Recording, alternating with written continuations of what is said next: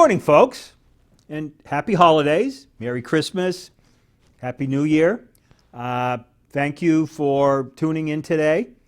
My name is Omer, Ahern Jr., and this is my periodic, tries to be weekly report on what is going on in the Grafton County government here in Grafton County, New Hampshire. I serve as the District 3 Grafton County Commissioner. I serve with two other county commissioners. The chairperson of the Board of Commissioners is Commissioner Linda Lauer. No, excuse me, Wendy. Commissioner Wendy Piper is the chairperson of the Board of Commissioners. Commissioner Piper serves District 1, which is made up of the towns of Hanover, Lebanon, and Enfield. And then we also serve with the commissioner serving District 2, Commissioner Linda Lauer, who serves the towns of Western Grafton County and Northern Grafton County. And again, it's in District 3, I serve the towns in Eastern Grafton County and Southern Grafton County, including the towns of Plymouth and Hebron and Holderness, and up as far as Warren and Campton, and then down to Alexandria, Bristol, and the towns on the border with Belknap County and Sullivan County. So the commissioners are responsible, as I've said before in the past, just to give you a heads up. By state statute, we are responsible for the operations of the nursing home, the county nursing home, the county house of correction and jail, Department of Corrections, and the county nursing home. And those three facilities are all up in North Haverhill, New Hampshire. And we will be talking about a lot of the physical facilities this morning as I make my Just Omer report. Commissioners try to meet at least once a week, although over the holidays we will not be meeting that week between Christmas and New Year's. So the commissioners met yesterday, December 21st at 9 o'clock, and our meetings are available via Zoom. If you go to the Grafton County website online, you'll find the link to attend the meeting via Zoom. And there's also an opportunity through the chat link or whatever they call it to ask questions if you want. So, as always, every meeting we start off with the Pledge of Allegiance. And the next item on the agenda is we had the report from Karen Leott Hill, who is the elected county treasurer for Grafton County. She's elected every 2 years. And she gives a written report to the commissioners. And basically, at this time of year, she sends out investment letters to all of the banks that have offices here in Grafton County and asks them what they would be willing to pay as an interest rate if we placed our unexpended funds into a bank account with them. And she reported that she received 5 proposals from 5 banks in that have offices here in Grafton County, and the bank that has the best interest rate right now for what she calls the insured cash sweep is the Woodsville Guarantee Savings Bank at 0.65%. And then the second bank that came in with an interest rate not anywhere near as what Woodsville Guarantee has offered is the Mascoma Savings Bank for their insured cash sweep at 0.20%. So again, this is going to be funds, all funds that remain in the county's possession after the investments below are made. And so this would be approximately $20 million. But again, over the course of the fiscal year, and our fiscal year runs from July 1st to the following June 30th, money is being spent. So the commissioners, at the suggestion and at the request of the finance, the treasurer, the county treasurer, we put some of our money, your tax dollars, trying to invest it as best we can into the Mascoma Savings Bank, Woodsville Guaranteed Savings Bank, about $20 million.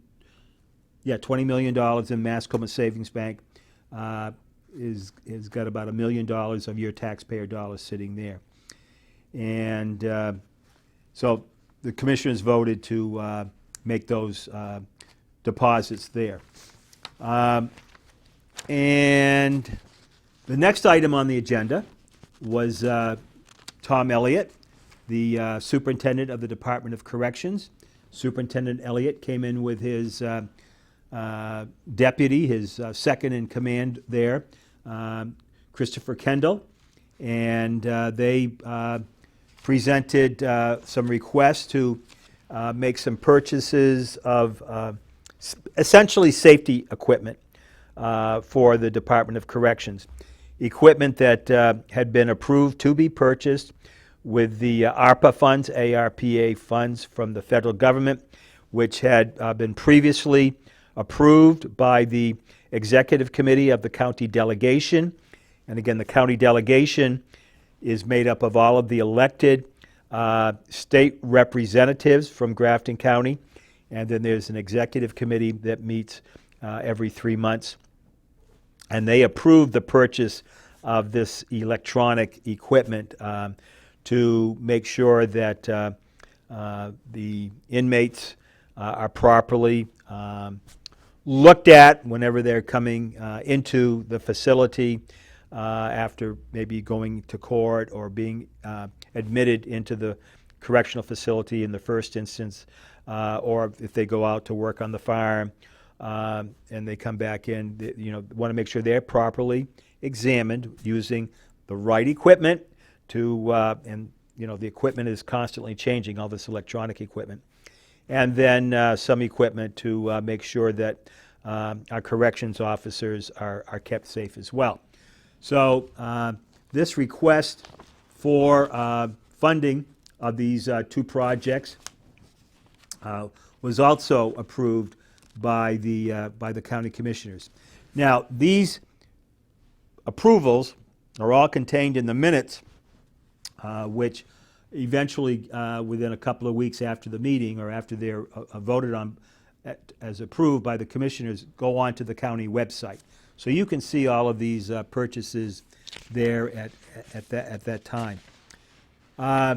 We also got a report from our finance director at the county, Julie Libby, and basically when you take a look at the revenue that's come in, basically every community in Grafton County has now, except for one, there's one community that has not paid, and we're expecting that money coming in every day, any day now.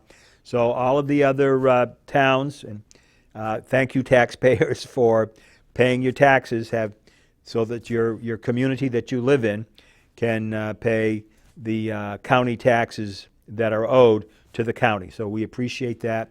And again, this by everybody paying on time, it allows us to make some investments and properly steward that tax money.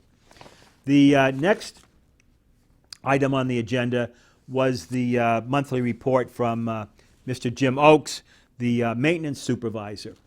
Now, Jim, he basically keeps the physical plant up there. We have a 25-acre piece of land that's, is where all the buildings that are involved with our Grafton County government and our Grafton County judicial system are located. And so Jim gives us a really incredible report every month. This is his report, many pages, and there's a lot of costs up there that, are not apparent. When you look at the electrical systems and the heating systems and the cooling systems, there's just a lot of things, and all of this new technology just costs a lot of money.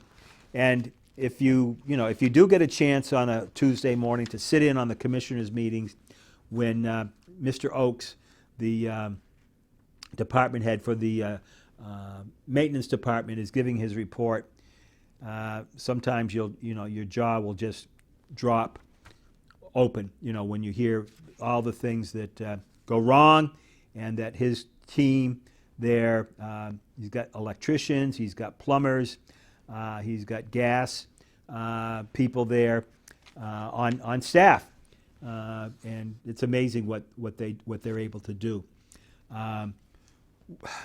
And at the same time, it's amazing the challenges that we have when we have to bring in outside vendors to do certain things. There are certain things that create a challenge, technical challenge. Once every 2 years, once every 5 years, and so that's specialized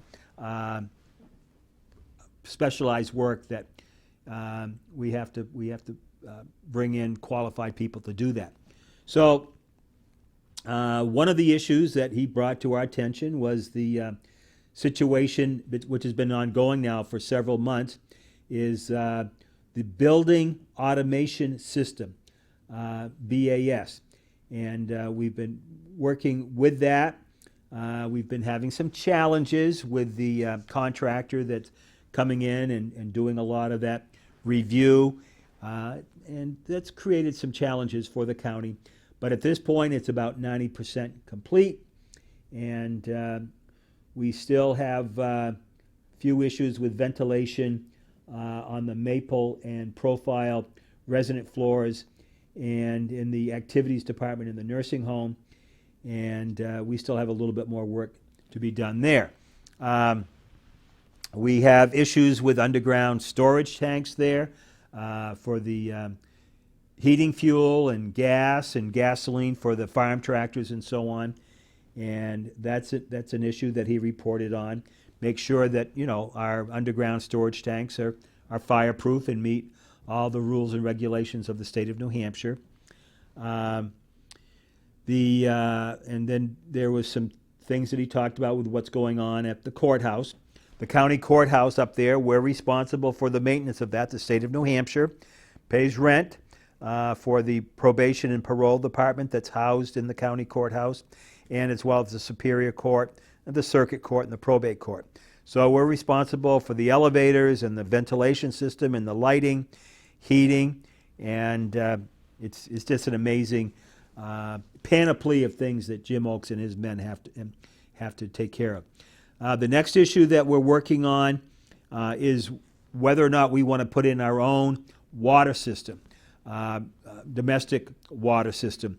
And Jim was telling us that he had a meeting with one of the people from the New Hampshire Department of Environmental Services, talking about some challenges that we're having with the quality of the water coming from the Woodsville Water and Light Department. So we're working on that. And I'll keep you posted on that as we go forward. One of the things that I can tell you, though, is the water that the Grafton County Complex gets from Woodsville Water and Light, the quality of the water for drinking purposes is so poor that we spend a lot of money. The county spends a lot of money bringing in bottled water. As the clerk of the county commissioners, I have to sign off on the invoices that are paid by the county every week. And, every department, the county attorney's office, the courthouses, the sheriff's department, of course, the nursing home, register of deeds, they all have water coolers in their offices and in their areas there for their employees and staff to use. And it's pretty amazing how much we spend on domestic water, bottled water. It's some of the big jugs, but sometimes it's just bottled water. So we're working on that issue. The next part of his report deals specifically with the courthouse. First thing on the agenda is preventative maintenance, performed various preventative maintenance tasks throughout the courthouse.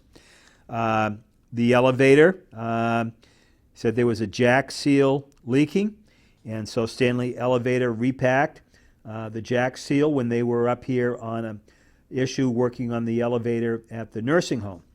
The electrical system at the courthouse, that was quite a report there on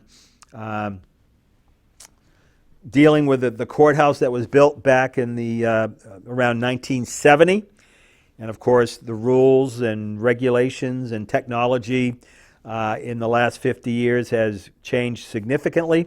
And so, there's sometimes an extra wire that needs to be in there that wasn't needed, 50 years ago. So we have had a report done by E.H. Denson on what should we be doing, or what are the options with bringing the present county courthouse, if possible, up to modern standards, or whether we need to build a new courthouse. Those are the two options: repair versus replace. So the electrical issue there in the courthouse is something that's got to be dealt with. There are not enough outlets feeding the sheriff's department. So, you're not supposed to have a lot of extension cords, and so replacing them with, the regular wall sockets has to be done. And, the number of circuits feeding the sheriff's department kitchen area is an issue. They also found a wire dealing with in the kitchen that impacted the elevator in the courthouse. And he went into how that happened. And so that's all been now remedied. The next item on his report deals with the nursing home, and again, preventative maintenance. Second item, they did a fire drill that was to make sure that everybody, all the staff are ready to deal with a situation in the nursing home if there is a fire. Had to do some things in the kitchen. The kitchen refrigerator thermostat failed. Had to install a new thermostat. The hood over the ovens had to be repaired. Again, HVAC had to be repaired. Lighting is an issue. Again, we keep talking about the elevator. These elevators are 50 years old. And they're just, there are parts that they no longer make for the elevators that serve the courthouse and the nursing home.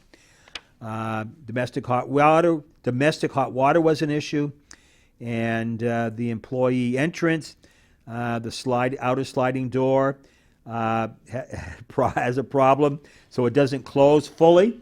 And this time of year, you got to make sure your doors are closed, and you don't want to have a 1-inch opening. The next building that he talked about was the administrative building, where the county commissioner's offices are, and where the county attorney has some offices, besides the county attorney also having offices in the courthouse. So he does preventative maintenance in the administration building. Issues with the generator, in case the power goes out, because we provide services 24 hours a day, 365 days a year. We got to make sure we got power there. We can't afford to have any loss of power, so that's why we have these generators, that if the power goes out, the generators have to be ready to come back on so that we can make sure everything is safe for our residents in the nursing home and things in the House of Correction are going properly. Have a separate report on the Department of Corrections. HVAC at the House of Corrections, the heat pump at WHP-F2, main controller circuit board was not working properly. The heat pump at HP H10 it was inoperable due to high pressure sensor. Phone lines weren't working properly. lighting for the exit lights, and the kitchen had issues with the ice machine and the dishwasher. Had some security issues with doors not alarming properly. Then the next item was in the maintenance building. The maintenance farm buildings did preventive maintenance there. Yeah, we had, this report was kind of very unsettling. Was they had a fire in the dairy barn. Fire alarm worked, but there was some issues there. Why did this particular fan, which was an older fan, why it's a Modine, M-O-D-I-N-E heater, and there was something wrong with the fan and the circuit board, so there had to be some changes there. Some issues with the main level floor in the pig barn, and talked about the biomass plant, which the biomass plant provides heating with wood chips for all of the buildings at the county complex except for the new Department of Corrections building. When that was built with a underground water, I forget, the name escapes me right now, but supposedly there was the water from under the ground was supposed to be used to heat the building, the Department of Corrections building. That doesn't work properly at all, partly because of the part of the earth that we're on. Cold weather in the wintertime doesn't allow for much warm water to come out of the earth. So we're using mostly propane to heat the Department of Corrections. Had some issues with the alternative sentencing building, which for those of us that have been around for a while is what used to be called the old county commissioner's office building. And then dealing, he has to maintain vehicles and equipment to make sure that the snow is plowed and the parking lots and the driveways and the walkways are all sanded. And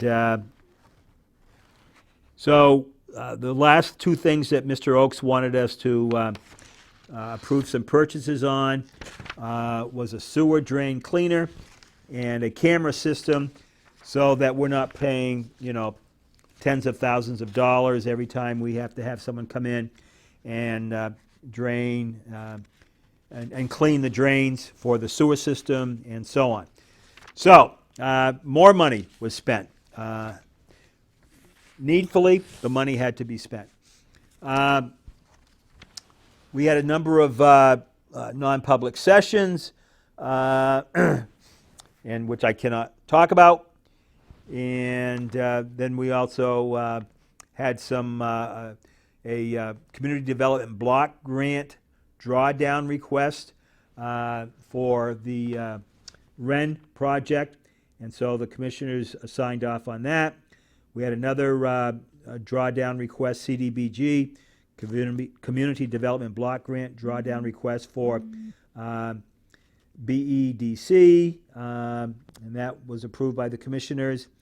And then another CDBG drawdown request to pay for NCIC, which is an outfit that helps the county when it's looking for projects that need to be funded, and they help us make sure that we're spending the money as well as possible. So essentially, that is the report. I want to thank maybe it sounds boring to you, but I want to make sure you're getting this information so that you know what's going on. That money that you spend, and I know the county portion of your tax bill is the smallest part of your tax bill, and we're trying to be good stewards of your money. The county commissioners are trying to be good stewards of your money. And I just want to try to let you know what's going on week to week.